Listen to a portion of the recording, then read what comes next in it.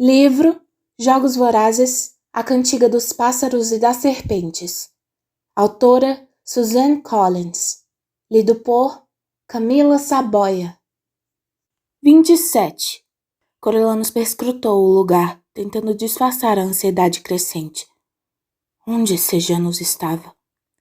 A adrenalina lutou contra o álcool para controlar seu cérebro. Ele havia ficado tão absorvido pela música e pelo álcool que não sabia quando Sejanus tinha desaparecido. E se ele não tivesse mudado de ideia sobre Leo? Estaria ele na multidão, conspirando com os rebeldes naquele exato momento? Ela esperou que a plateia terminasse de aplaudir Maud Ivory e Lucy Gray para se levantar. Quando estava indo na direção da porta, viu Sejanus voltando na luz difusa. Onde você estava? Perguntou Coriolanus. Lá fora. Aquela bebida desce para a bexiga muito rápido. Sejanus se sentou na caixa e voltou a atenção para o palco. Coriolanus também voltou para seu lugar, os olhos no entretenimento, mas os pensamentos em qualquer outro lugar. A bebida não descia para a bexiga rápido.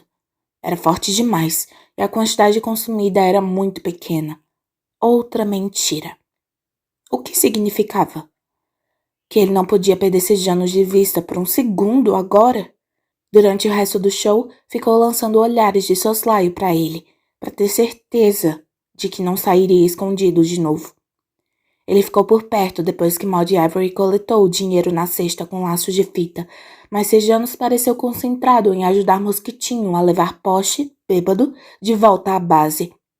Não houve oportunidade para mais discussão. Se Sejanus realmente tinha se afastado para confabular com os rebeldes, o confronto direto de Coriolanus depois do incidente com Billy Tope tinha fracassado, obviamente. Uma nova estratégia era necessária.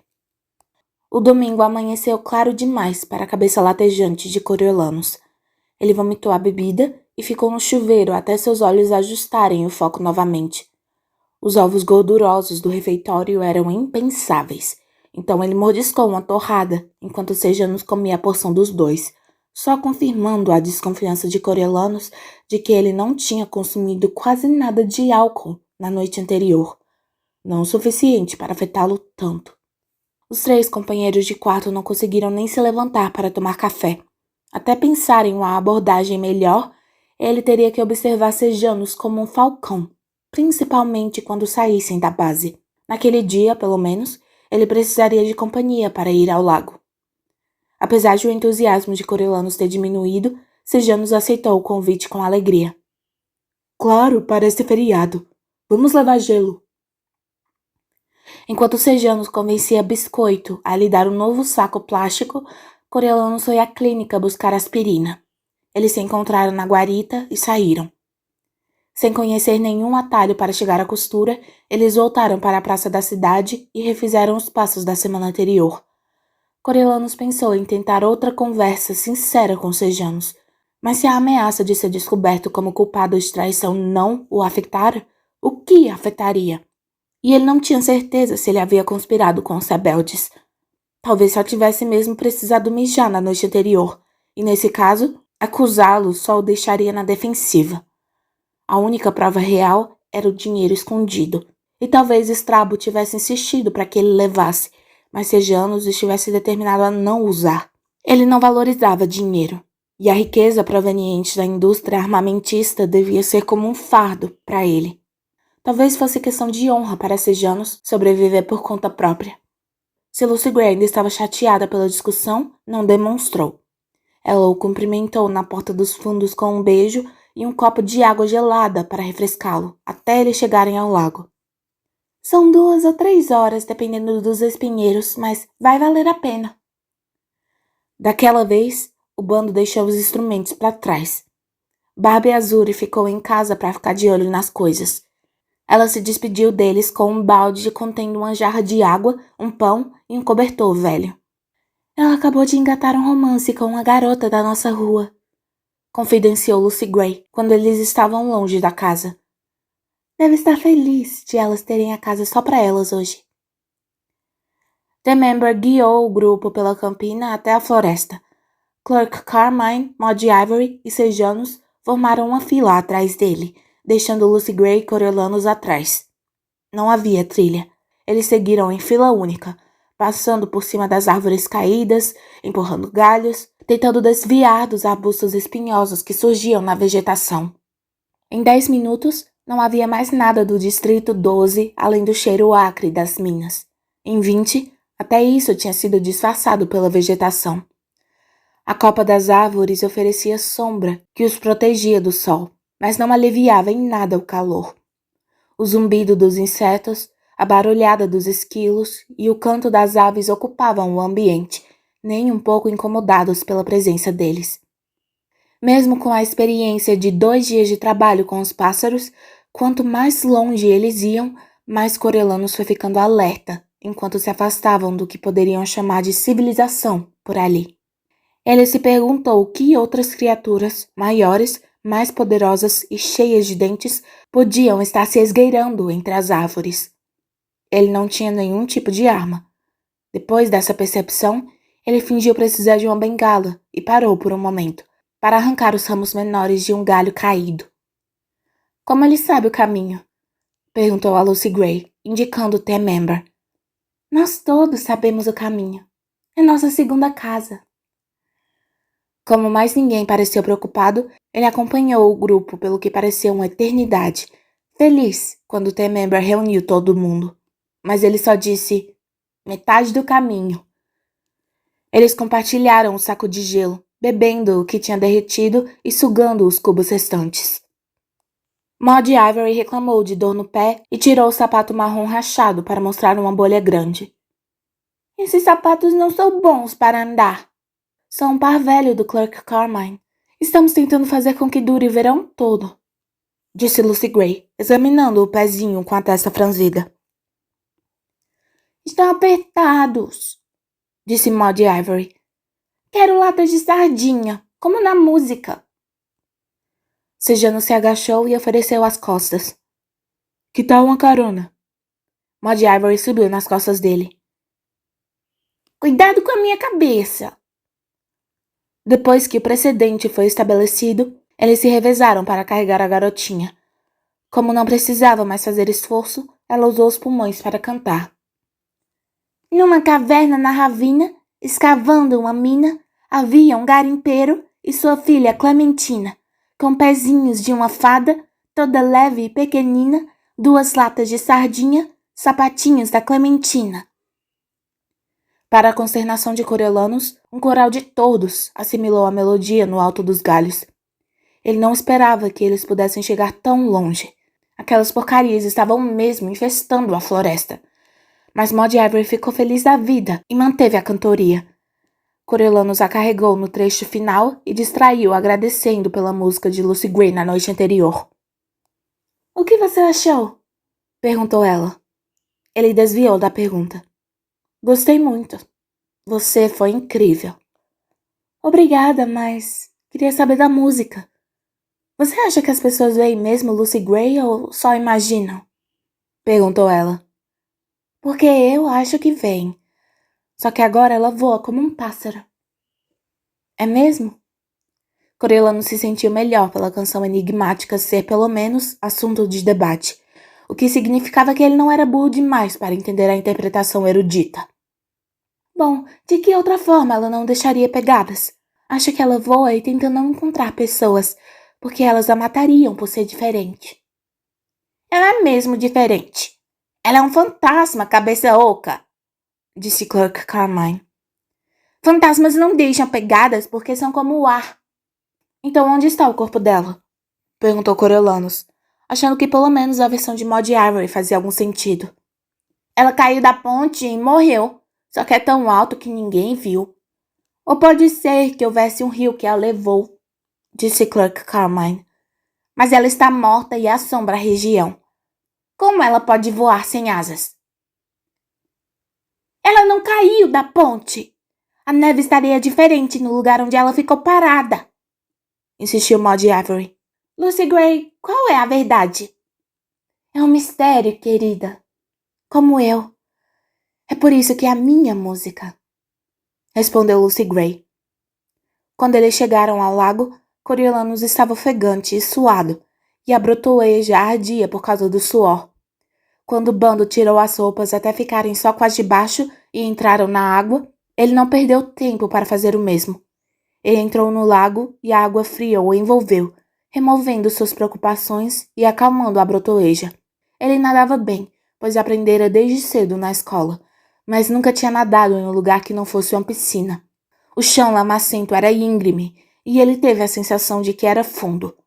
Ele nadou até o meio do lago e boiou de costas enquanto observava o ambiente. A floresta cercava o lago e, apesar de parecer não haver estrada de acesso, casas pequenas e arruinadas pontilhavam as margens. A maioria estava em estado irrecuperável, mas uma estrutura sólida de concreto ainda tinha teto e a porta fechada contra a natureza. Uma família de patos passou nadando a alguns metros e ele viu peixes abaixo dos pés. A preocupação com o que mais poderia estar nadando em volta o fez voltar à margem, onde o bando já tinha envolvido os sejanos numa espécie de jogo de bobinho, usando uma pinha grande como bola. Coriolanus entrou na brincadeira, feliz por estar fazendo algo por pura diversão. O esforço de ser adulto todos os dias tinha ficado exaustivo. Depois de um breve descanso, Temember fez 2 varas de pescar, limpando galhos de árvores e prendendo linhas em anzóis caseiros. Enquanto Clerk Carmine procurava minhocas na terra, Maud Ivory convocou os sejanos para procurarem frutas silvestres. Fiquem longe daquela região perto das pedras, avisou Lucy Gray. As serpentes gostam de lá. Elas sempre sabem onde tem cobras, disse Maud Ivory para sejanos, enquanto levava para longe. Elas pegam nas mãos, mas eu tenho medo. Sobrou para Coriolanus e Lucy Gray recolher madeira seca para uma fogueira. Tudo o animou um pouco. Nadar seminua entre as criaturas selvagens, fazer uma fogueira a céu aberto, aquele tempo não planejado com Lucy Gray. Ela tinha uma caixa de fósforos, mas eram preciosos, e ela disse que teria que se virar com um só. Quando o fogo pegou em uma pilha de folhas secas, ele se sentou perto dela no chão e eles começaram a acrescentar primeiro gravetos e depois pedaços maiores de madeira, sentindo-se mais feliz de estar vivo do que nas semanas anteriores. Lucy Gray recostou no ombro dele. Olha, desculpa se te chateei ontem. Eu não estava botando a culpa da morte do meu pai em você. Nós éramos só crianças quando aconteceu. Eu sei. Peço desculpas se minha reação foi exagerada. É que não posso fingir que sou uma pessoa que não sou. Não concordo com tudo que a capital faz, mas sou da capital. E de um modo geral, acho que estamos certos sobre precisarmos de ordem, disse Coriolanus. O bando acredita que somos colocados na Terra para diminuir a infelicidade, não para aumentar. Você acha jogos vorazes uma coisa certa? Eu nem sei por que eles acontecem, para ser sincero. Mas acho sim que as pessoas estão se esquecendo da guerra rápido demais. O que fizemos uns aos outros, do que somos capazes. Tanto os distritos quanto a capital. Sei que a capital parece ser linha dura aqui, mas a gente só está tentando manter as coisas sob controle. Senão, haveria caos, e gente correndo por aí e matando uns aos outros, como na arena. Era a primeira vez que ele tentava botar esses pensamentos em palavras, com alguém além da Doutora Gall. Ele se sentiu meio inseguro, como um bebê aprendendo a andar, mas também sentiu a independência de ficar de pé sozinho. Lucy Gray recuou um pouco. É isso que você acha que as pessoas fariam? É. Se não houver lei e alguém para aplicá-la, acho que seríamos como animais, disse ele com mais segurança. Quer você goste ou não, a capital é a única coisa que mantém as pessoas em segurança. Então estão me mantendo em segurança. E de que eu abro mão em troca? Perguntou ela. Coriolanus cutucou o fogo com um galho. Abrir mão? Ora, de nada. O bando abriu, disse ela. Não pode viajar. Não pode se apresentar sem autorização. Só pode cantar certos tipos de música. Quem resiste leva tiro, como meu pai. Quem tenta manter a família unida fica com a cabeça ruim, como a minha mãe. E se eu achar que esse preço é alto demais? Talvez minha liberdade não valha o risco. Então sua família era de rebeldes, afinal. Coriolanus não estava surpreso. Minha família era do bando, acima de qualquer coisa, garantiu Lucy Gray. Não de distrito, não da capital, não rebelde, não pacificadora, só nós. E você é como nós. Você quer ter pensamentos próprios. Você resiste. Sei por causa do que você fez por mim nos jogos. Bom, ela tinha razão nisso. Se os jogos vorazes eram vistos como necessários pela capital e ele tinha tentado impedi-los, ele não havia refutado a autoridade da capital, resistindo, como ela disse, não como Sejanos, em desafio aberto, mas de um jeito mais silencioso e sutil, só dele. Eu acredito no seguinte: se a capital não estivesse no comando, nós nem estaríamos tendo essa conversa, porque já teríamos nos destruído. As pessoas já existiam muito tempo antes da capital, e acredito que vão continuar existindo por muito tempo depois, concluiu ela. Coriolanus pensou nas cidades mortas pelas quais ele passou na viagem até o Distrito 12. Se ela alegava que o bando tinha viajado, então também devia tê-las visto. Não muitas. Panema era magnífica. Olha como está agora. Clerk Carmine levou para Lucy Gray uma planta que tinha tirado do lago com folhas pontudas e flores brancas pequenas. Ei, você encontrou Katniss! Bom trabalho, CC!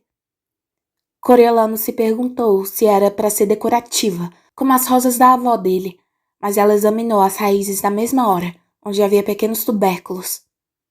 Ainda está um pouco cedo. É, concordou Clerk Carmine. Pra quê? Perguntou Coriolanus. Pra comer. Em algumas semanas, essas plantas aqui vão virar umas batatas de bom tamanho e a gente vai poder assar, disse Lucy Gray. Algumas pessoas chamam de batatas do pântano, mas gosto mais de Katniss. Tem um som gostoso. Temember apareceu com vários peixes que ele havia limpado e cortado em pedaços. Ele embrulhou os peixes em folhas e ramos de alguma erva que ele colheu e Lucy Gray os arrumou sobre as brasas do fogo. Quando Maud Avery e Sejanos voltaram com um balde cheio de amoras, os peixes estavam cozidos.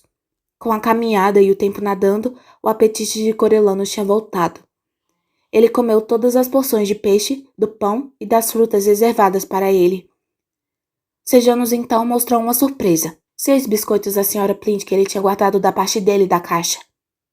Depois do almoço, eles abriram o cobertor embaixo das árvores e meio se deitaram, meio se encostaram nos troncos e ficaram olhando as nuvens felpudas no céu brilhante. Eu nunca vi o céu dessa cor, disse Sejanos. É azure, disse Maud Avery. Tipo em Barbie Azure. É a cor dela. A cor dela? Perguntou Coriolanus. Isso mesmo. Cada um de nós tem o primeiro nome tirado de uma cantiga e o segundo de uma cor. Ela se levantou para explicar. Barbie é de Barbara Allen e Azure do azul do céu. Meu nome vem de Maud Clare e o Ivory é do marfim das teclas do piano. E Lucy Gray é especial, porque o nome dela todo veio da cantiga. Lucy e Gray. Isso mesmo. Gray de cinza, como um dia de inverno, disse Lucy Gray com um sorriso. Coriolanus não tinha feito a conexão. Até então, apenas havia achado os seus nomes estranhos. Marfim, Ivory e Amber, traziam à mente enfeites antigos da caixa de joias da sua avó. E Azure, Taupe e Carmim não eram cores que ele reconhecesse. Quanto às cantigas, quem sabia de onde tinham vindo? Parecia um jeito estranho de escolher o nome de um filho. Maud Avery o cutucou na barriga. Seu nome parece coisa do bando. Por quê? Disse ele com uma risada. Por causa da parte do Snow, neve. Branco como a neve. Branca de neve. Disse Maud Avery rindo. Existe uma cantiga com o nome Coriolanus? Não que eu saiba.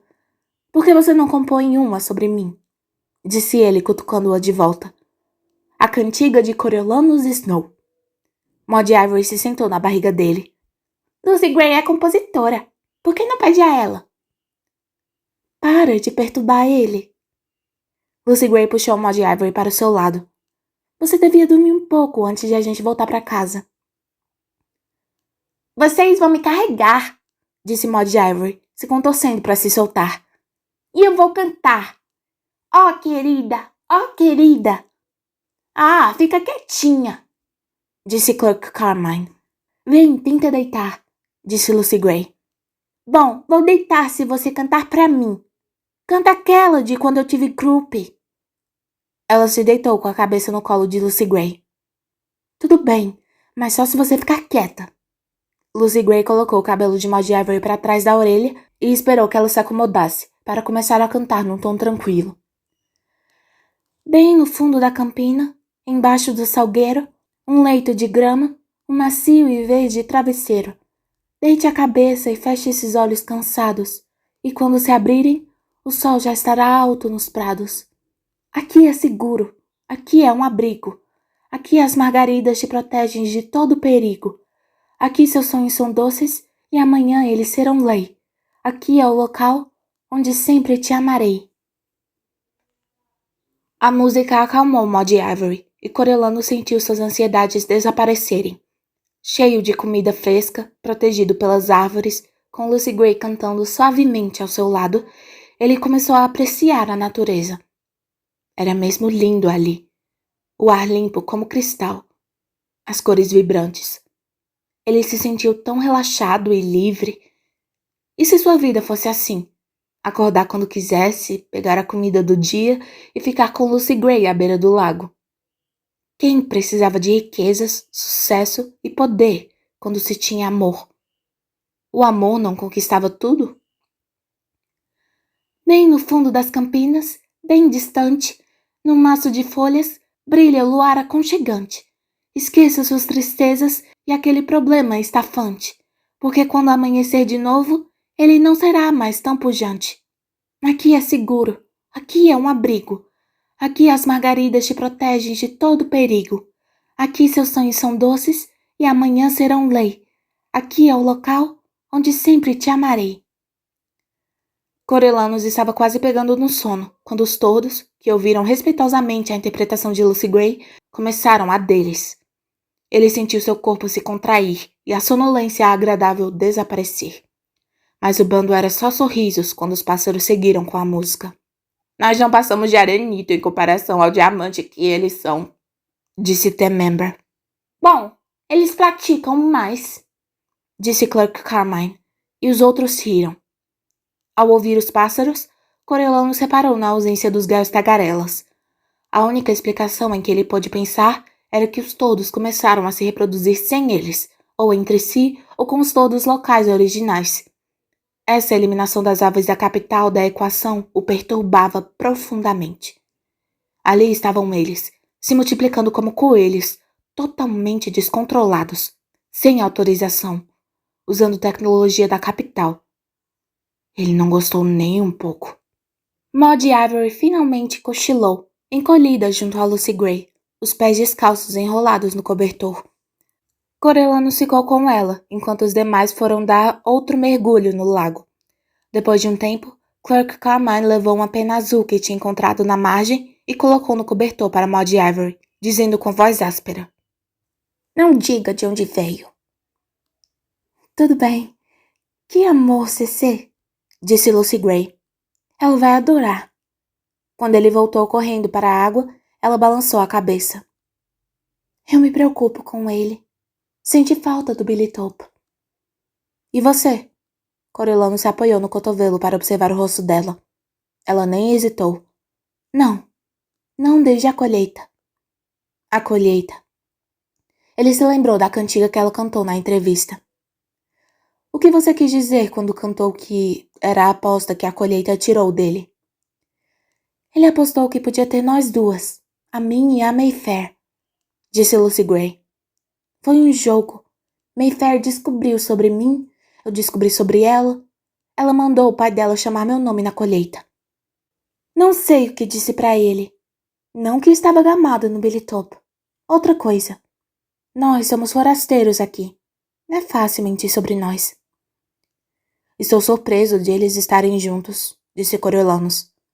Bom, Billy Top adora falar que fica mais feliz sozinho, mas o que ele realmente quer é uma garota para cuidar dele. Acho que Mayfair era uma boa candidata para a função e ele foi atrás. Ninguém sabe usar o charme como Billy Tope. A garota não tinha a menor chance. Além do mais, ela deve ser solitária. Não tem irmãos ou irmãs. Não tem amigos. Os mineiros odeiam a família dela. Eles vão até os enforcamentos naquele carro chique. Maud Avery se mexeu e Lucy Gray fez carinho no cabelo dela. As pessoas desconfiam de nós, mas os desprezam. Ele não gostou da forma como a raiva dela por Billy Tope tinha passado. Ele está tentando voltar com você? Ela pegou a pena e a girou entre o polegar e o indicador, antes de responder. Ah, claro. Veio à minha campina ontem, cheio de planos. Quer que eu me encontre com ele na árvore forca para fugir. Na árvore forca? Coriolanus pensou em Arlo balançando, enquanto os pássaros debochavam das palavras finais dele. Por que lá? É onde a gente ia. O único lugar no Distrito 12 onde se tem uma certa privacidade. Ele quer ir para o norte. Acha que tem gente lá. Gente livre. Diz que devemos ir encontrá-las e então voltar para buscar os outros. Ele está juntando suprimentos, não sei bem o que. Mas que importância tem? Não consigo mais confiar nele. Corellano sentiu o ciúme lhe apertar a garganta. Ele achava que ela tinha banido o Billy Tope de sua vida, mas agora estava contando tranquilamente a ele sobre um encontro casual na campina. Só que não foi casual. Ele sabia onde ia encontrar. Quanto tempo eles ficaram lá, com ele jogando todo o charme em cima dela, tentando convencê-la a fugir. Por que ela ficou ouvindo? Confiança é importante. Acho que é mais importante do que o amor. Digo, eu amo várias coisas em que não confio.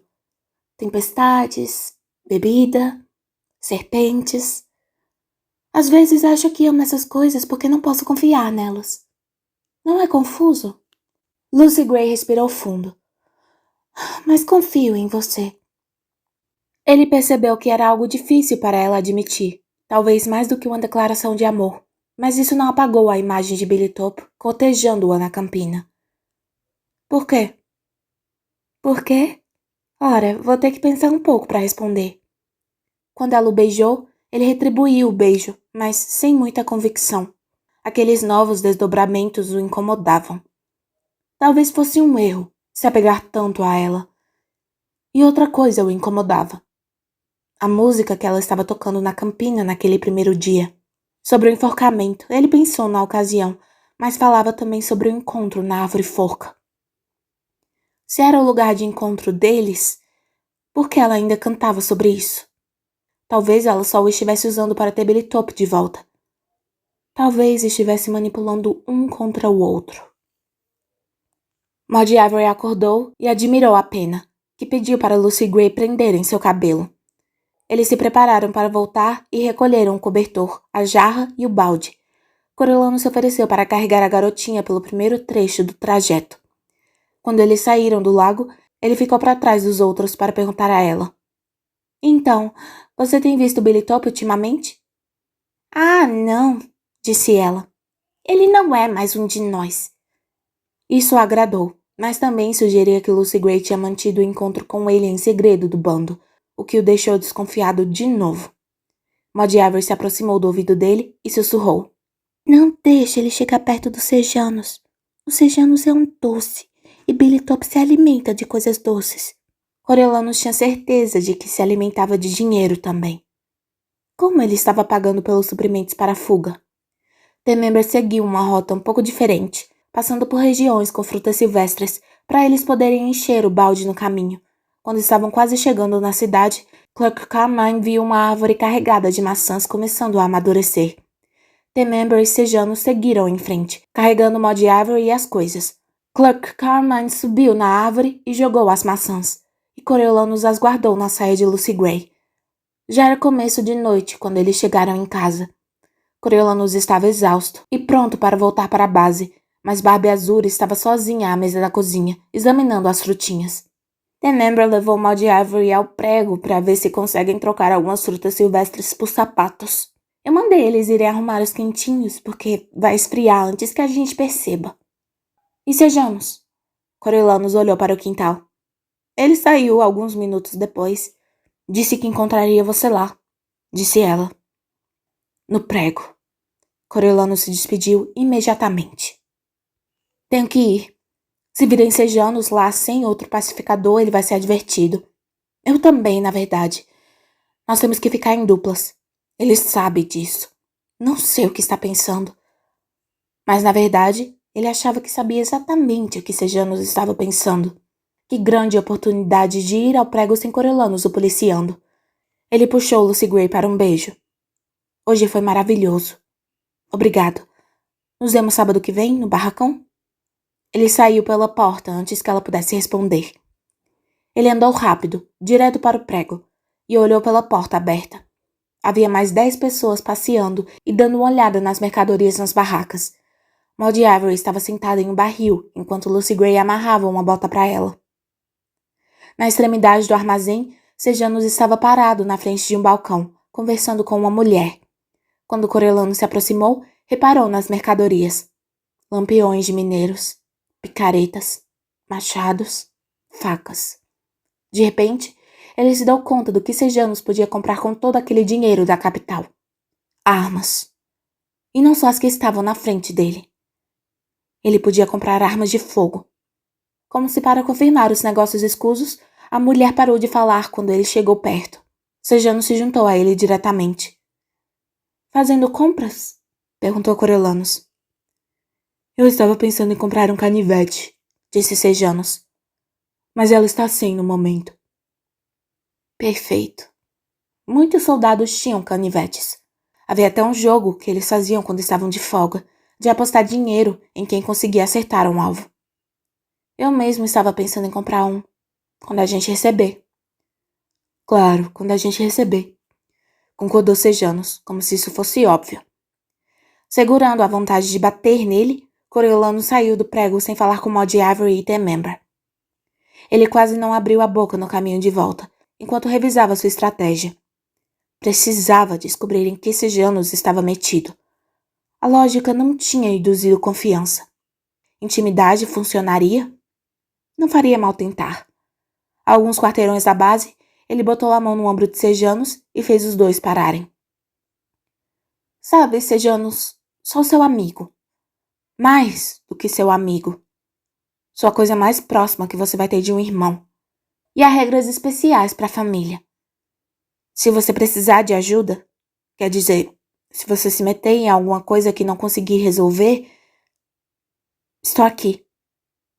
Os olhos de Sejanus se encheram de lágrimas. Obrigado, Coria. Isso é muito importante para mim. Você talvez seja a única pessoa no mundo em que eu confio. Ah, confiança, de novo. Parecia estar no ar. Vem cá. Ele puxou Sejanus para um abraço. Só prometa não fazer nenhuma estupidez, tá? Ele sentiu Sejanus assentir em concordância, mas sabia que a probabilidade de ele cumprir a promessa era quase nula.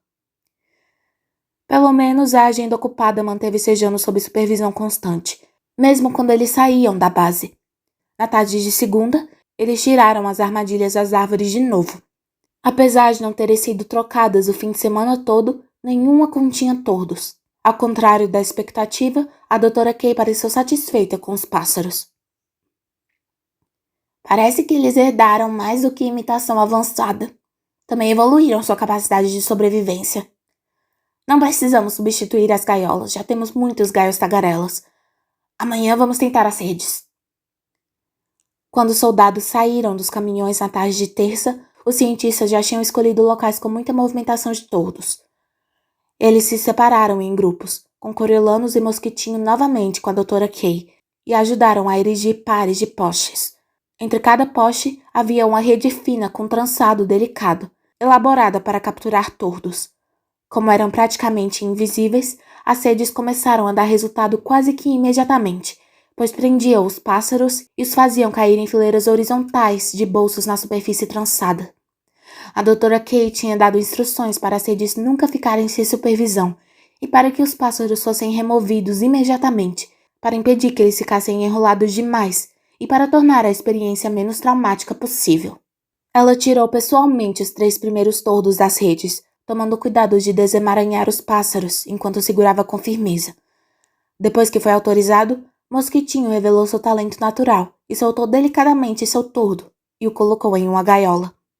O pássaro de Coriolanus começou uma gritaria torturada assim que foi tocado, e quando levou um apertão para que parasse, enfiou o bico na palma da mão dele. Coriolanus largou a ave por reflexo, e momentos depois, o tordo sumia na folhagem. Criatura maldita!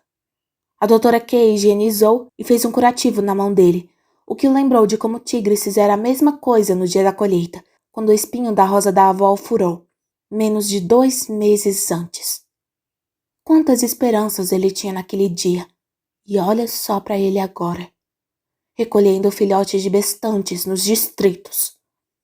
Ele passou o resto da tarde carregando os pássaros engaiolados para o caminhão, mas o ferimento na mão não o dispensou de trabalhar com os pássaros, e ele voltou a limpar gaiolas no hangar. Coriolanus começou a apreciar os gaios tagarelas. Eram peças de engenharia impressionantes.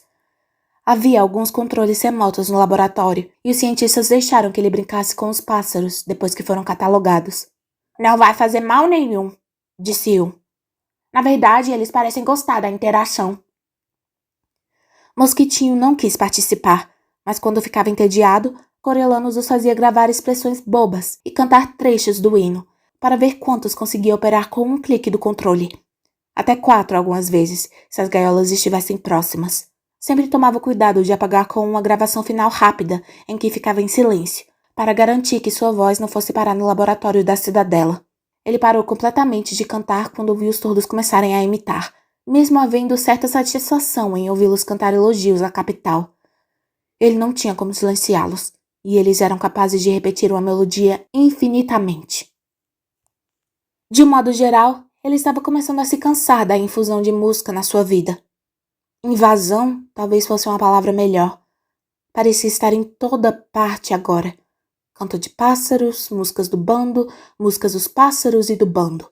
Talvez ele não compartilhasse do amor da mãe por música, afinal. Pelo menos não por essa quantidade toda. Consumia sua atenção avidamente, exigindo ser ouvida e dificultando o pensamento. No meio da tarde de quarta, eles tinham capturado 50 tordos no total, o suficiente para satisfazer a doutora Kay. Coriolanus e Mosquitinho passaram o resto do dia cuidando dos pássaros e enviando os tordos novos para a mesa do laboratório, para serem numerados e marcados. Eles terminaram antes do jantar e voltaram depois para preparar os pássaros para a viagem até a capital. Os cientistas mostraram a Coriolanus e a Mosquitinho como prender as coberturas de pano sobre as gaiolas e foram para o aerodeslizador, confiando nos dois para cuidar de tudo. Coriolanus se ofereceu para botar a cobertura, enquanto o Mosquitinho carregava as aves para o aerodeslizador e ajudava a acomodá-los para a viagem. Coriolanus começou com os tordos, feliz de vê-los indo embora. Colocou uma gaiola de cada vez na mesa de trabalho, botou as coberturas, escreveu a letra T e o número do pássaro com um giz no tecido e entregou a gaiola. Mosquitinho estava saindo com a 50ª gaiola, que continha um tordo que cantava loucamente, quando Sejanus entrou pulando pela porta, parecendo meio animado demais. Boa notícia! Outra caixa da minha mãe. Mosquitinho, que estava chateado porque os pássaros iam embora, se animou um pouco. Ela é demais! Vou dizer que você falou isso. Sejanus viu o Mosquitinho se afastar e se virou para Coriolanus, que tinha acabado de pegar o gaio tagarela com o número 1. O pássaro cantou na gaiola, ainda imitando o último tordo. O sorriso de Sejanus tinha sumido, e uma expressão de angústia surgiu no lugar. Seu olhar percorreu o hangar para ter certeza de que eles estavam sozinhos, e ele falou com voz baixa. Escuta, a gente só tem alguns minutos. Sei que você não vai aprovar o que vou fazer, mas preciso que você pelo menos entenda. Depois do que você disse outro dia sobre sermos como irmãos, bom, eu sinto que te devo uma explicação. Por favor, me escuta. Era agora, então. A confissão. Os pedidos de Coriolanus por sanidade e cautela tinham sido pesados e considerados insuficientes. A paixão inadequada tinha vencido. Agora era a hora de cada peça ser explicada. O dinheiro, as armas, o mapa da base. O momento em que o plano de traição rebelde seria revelado. Quando Coriolanus ouvisse, ele passaria a ser como um rebelde, um traidor da capital. Ele devia entrar em pânico ou correr, ou pelo menos tentar fazer Sejanus calar a boca. Mas não fez nenhuma dessas coisas. O que aconteceu foi que suas mãos agiram por vontade própria. Como a vez em que jogou o lenço no tanque de serpentes antes de perceber que tinha decidido fazer aquilo.